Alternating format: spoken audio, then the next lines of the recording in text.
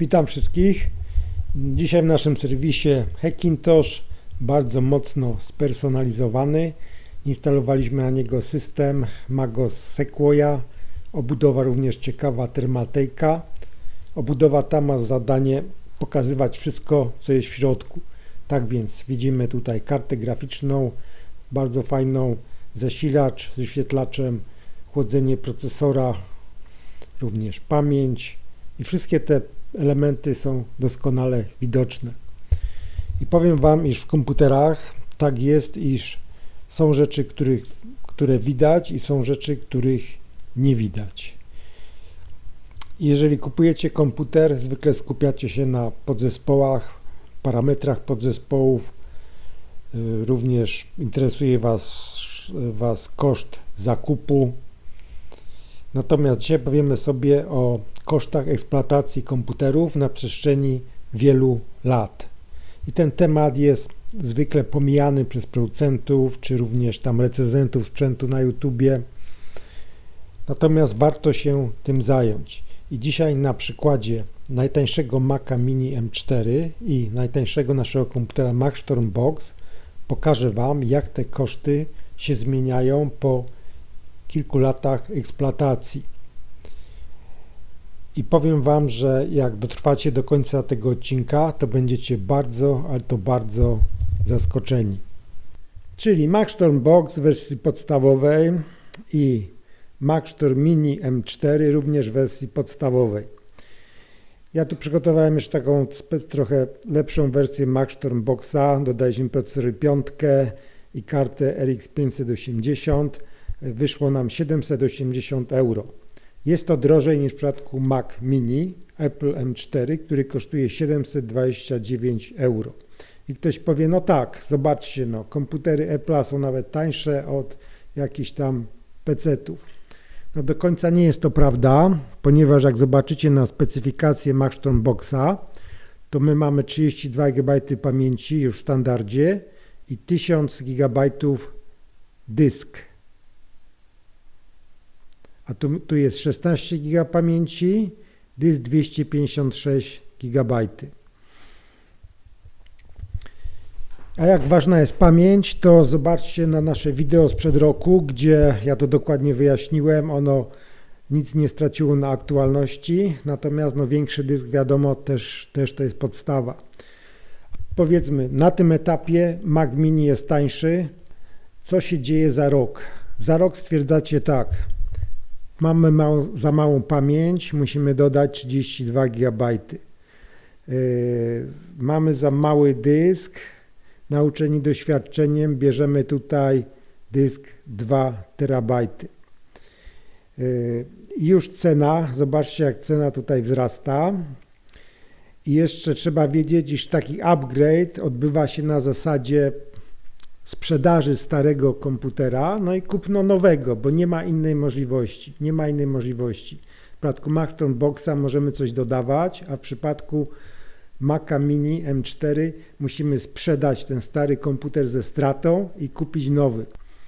W przypadku jeszcze tutaj Maxstorm Boxa, zobaczcie ile kosztuje upgrade dysku 2 terabajtowego.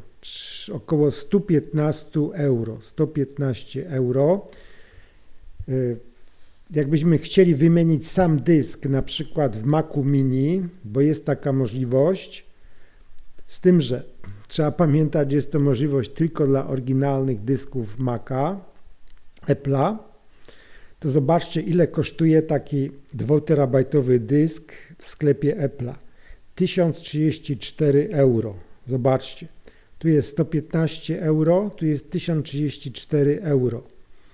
Jeszcze dodam, że ten dysk pasuje tylko do Maca Mini M4, do M4 Pro i wyższych już nie. Dlaczego nie wymienimy tutaj na normalny dysk? Ponieważ Apple zrobił tak, iż kontroler dysku jest na płycie głównej, natomiast ten dysk tutaj no, posiada tylko kostki pamięci.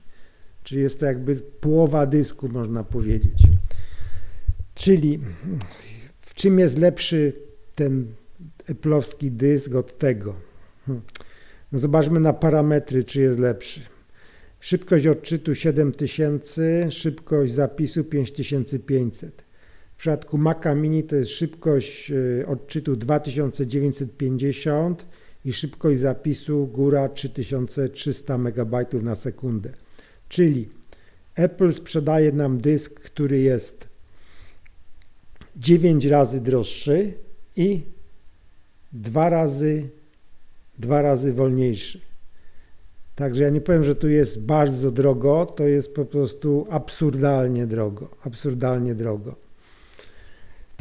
Cena naszego Maxstorma Boxa z dyskiem 2 TB, teraz to już będzie 3, ponieważ tam są 2 sloty pamięci, czyli mamy 3 TB teraz, to jest 895.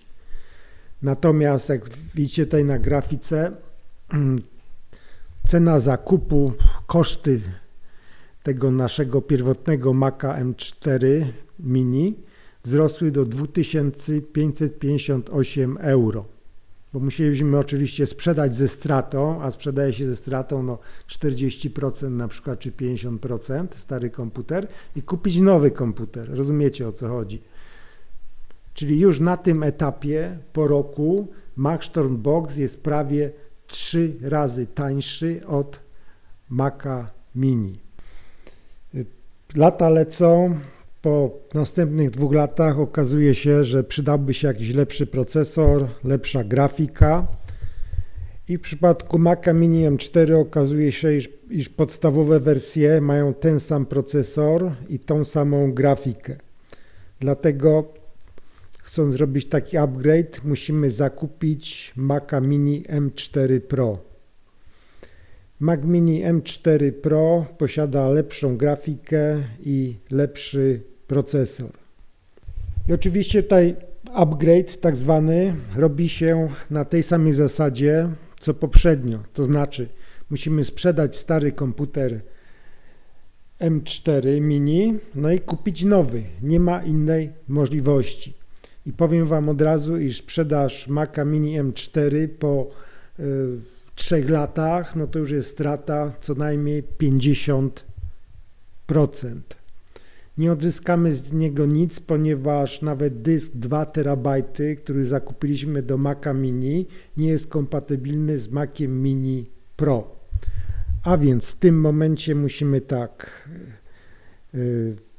wybieramy procesor M4 Pro, 14 rdzeni, 16 Core Neural Engine, dobra. Pamięć mieliśmy 32 GB, no to musimy wybrać 48, żeby nam się to jakoś spinało. No i oczywiście dysk 2 TB SSD. Też to wybieramy i zobaczcie, jaka jest cena. 3229 euro. Natomiast co się dzieje w przypadku Maxstorm Boxa? W przypadku Maxstorm Boxa również zrobimy upgrade procesora na nowszy procesor i 5. Tutaj płyta główna obsługuje 3 generacje procesorów, także wybieramy sobie procesor i5 14400. Następnie wybieramy grafikę RX 6600. No i jeszcze pamięci dokupujemy 32 GB, 2 kostki pamięci. I tutaj liczę ceny nowych podzespołów. Oczywiście zostają nam jeszcze stary procesor, stara grafika, ale już tego nie wliczam w ten rachunek.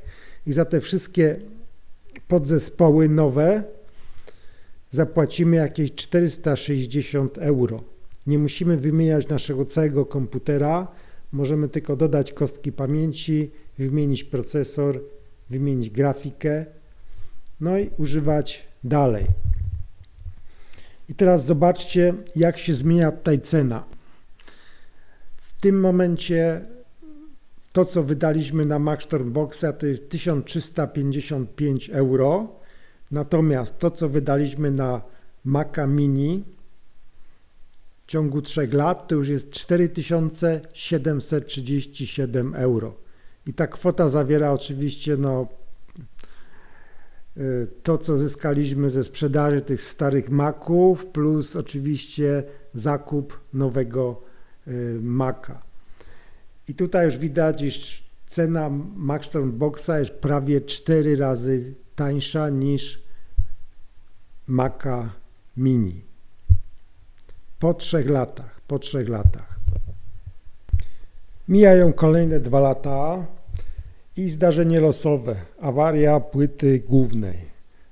Logic board is dead. I jak wiecie, albo i nie, w takich przypadkach wymiana płyty czy naprawa jest kompletnie nieopłacalna. Nowa płyta to jest około 70% ceny całego komputera, a więc pozostaje nam tylko kupno nowego Maca Mini Pro. I teraz co odzyskacie ze starego komputera? Odzyskacie dysk 2 TB i tutaj nowa konfiguracja. Jak widzicie, zawiera tylko dysk 512 GB, ponieważ 2 TB możecie sobie przełożyć do Maca Mini, chociaż też nie będzie to proste, uprzedzam, ale można. Stary, zepsuty komputer możemy sprzedać do jakiegoś serwisu, ale wątpię, żeby ktoś dał nam za niego więcej niż 300 euro. Natomiast co się dzieje w przypadku Maxtorm Boxa? W przypadku Maxtorm Boxa, jeżeli mamy awarię płyty głównej, to po prostu kupujemy nową płytę główną. I koszt takiej nowej płyty głównej na dzień dzisiejszy to jest 120 euro. 120 euro. Wymieniamy tą płytę główną, no i użytkujemy dalej. I teraz już na sam koniec podsumowanie. Ile wydaliśmy na komputery Mac Mini? 6916 euro w ciągu 5 lat. Ile wydaliśmy na Maxtorm Boxa w ciągu 5 lat? 1475 euro. Czyli wydaliśmy 5 razy mniej. 5 razy. Także mówiłem, że będziecie zaskoczeni. Oczywiście wszystkie te zdarzenia nie muszą się zdarzyć, wiadomo. To zależy, może być lepiej, może być gorzej. Ale rozumiecie całą ideę tego, czym jest komputer właśnie o budowie modularnej, jak Maxtorm Box, a czym jest komputer właśnie typu single board, gdzie wszystko jest na jednej płytce, że nie ma możliwości wymiany, nie ma możliwości upgrade'u. I teraz jeszcze na koniec pokażę Wam taką stronkę. Certyfikowany serwis Apple'a gdzieś w Hongkongu i zobaczcie, naprawa płyty głównej w przypadku, czy naprawa Maca Mini w przypadku właśnie awarii płyty głównej, znaczy $2800. I teraz ktoś powie, no tak, no $2800, jak to możliwe, kiedy za, nie wiem, połowę tego można kupić całego Maca z wyposażeniem. No tak, tylko zważcie pewien szczegół, mianowicie jeżeli jest awaria płyty głównej, to z dysku, który macie, nawet jak on jest sprawny, nie odzyskacie nic, po prostu żadnych danych. Polega to na tym, iż dysk jest kodowany przez układ, który znajduje się na płycie głównej. W momencie awarii płyty głównej nie ma możliwości, aby tych danych odzyskać. Dlatego, jeżeli ktoś ma bardzo ważne dane, a można mieć bardzo ważne dane na dysku, to wówczas taka naprawa jest jedyną możliwością odzyskania tych danych. Dlatego jeżeli macie coś takiego, taki problem, wówczas myślę, że taki serwis może się przydać i te $2800 może wcale nie być wygórowaną kwotą. No w przypadku oczywiście komputera PC wyjmujecie taki dysk, ładujecie do kieszeni USB, przegrywacie dane, albo przenosicie go do innego komputera i pracujecie dalej. Niestety w przypadku Maca wszystko jest mega skomplikowane i mega drogie. Czas na wnioski końcowe. Tutaj załączam jeszcze taki arkusz kalkulacyjny z dokładnymi wyliczeniami dla dociekliwych, abyście nie myśleli, iż te wszystkie dane tak sobie wymyśliłem. Nie ma taniego sprzętu Apple'a. To, co wydaje się tanie na początku, po iluś tam latach okazuje się bardzo drogie. I tutaj nie winiłbym za to firmy Apple'a, ponieważ jest to koncern notowany na giełdzie, który musi dbać o swoich akcjonariuszy. Wiadomo, iż firma ta może sobie pozwolić na marżę rzędu tam 900%, ponieważ nie kupujesz tutaj dysku czy czegoś innego, ale kupujesz markę. Płacisz za tą markę. I teraz są z tej sytuacji dwa wyjścia. Albo gracie według zasad Apple'a, czyli decydujecie się na drogi sprzęt, drogie update'y, na to, że cykl życia komputerów Apple'a jest kilka razy krótszy od komputerów PC i jesteście z tego zadowoleni.